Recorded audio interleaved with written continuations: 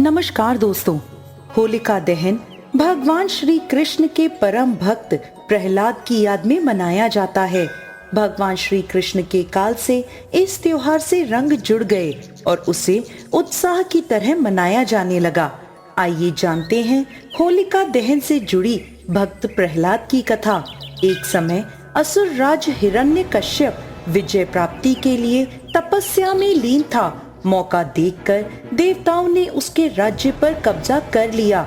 उसकी गर्भवती पत्नी को ब्रह्मर्षि नारद अपने आश्रम में ले आए। वे उसे प्रतिदिन धर्म और विष्णु महिमा के बारे में बताते। यह ज्ञान उनकी गर्भ में पल रहे प्रहलाद ने भी प्राप्त कर लिया।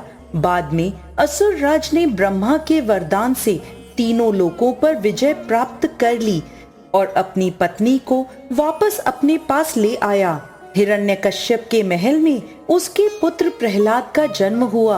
वहीं राजा हिरण्यकश्यप बहुत अहंकारी था और वह खुद को ईश्वर मानता था। इसी कारण उसने अपने नगर में हर एक व्यक्ति को इस बात के लिए जोर दिया कि वह किसी भी देवी देवता को नहीं बल्कि उसकी पूजा करें।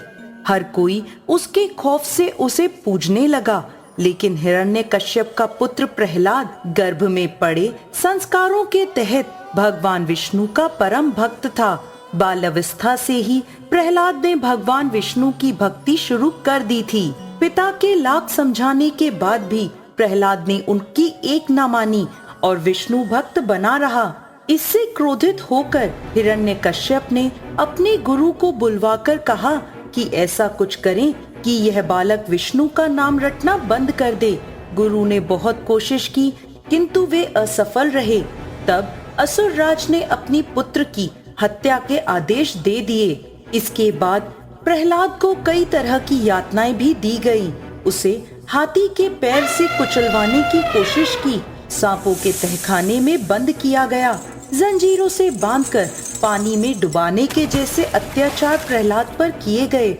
लेकिन वह हर बार बच गया और वैसे ही अपनी विष्णु भक्ति में लीन रहा। ऐसे में हिरण्यकश्यप ने अपनी बहन होलिका को अपने इस फैसले के बारे में बताया। होलिका को ब्रह्मा जी से एक ऐसा दुशाल दिया गया था जिसे ओढ़कर वह अग्नि से भी नहीं जल सकती थी। योजना के अनुसार होलिका अपने भाई हिरण्यकश्यप के साथ मिलकर उसके बेटे को मृत्यु के घाट उतारने को तैयार हो गई। योजना अनुसार होलिका को दुशाला के साथ अपने भतीजे प्रहलाद को लेकर हवन कुंड में बैठना था। इसके बाद फागुन मास की पूर्णिमा तिथि को होलिका प्रहलाद को लेकर कुंड में बैठ गई। लेकिन भगवान विष्णु की कृपा से अचानक से ऐसी तेज हवा चलने लगी कि उस दुशाला ने उड़कर प्रहलाद को ढक लिया और होलिका उस अग्नि में जलकर भस्म हो गई और प्रहलाद का बाल भी बाका नहीं हुआ। यह देखकर हिरण्यकश्यप अपने पुत्र से और अधिक नाराज हो गया। हिरण्यकश्यप को एक वरदान था कि वह ना दिन में मर सकता था, ना रात में, ना जमीन पर मर सकता था और ना आकाश या पाताल में।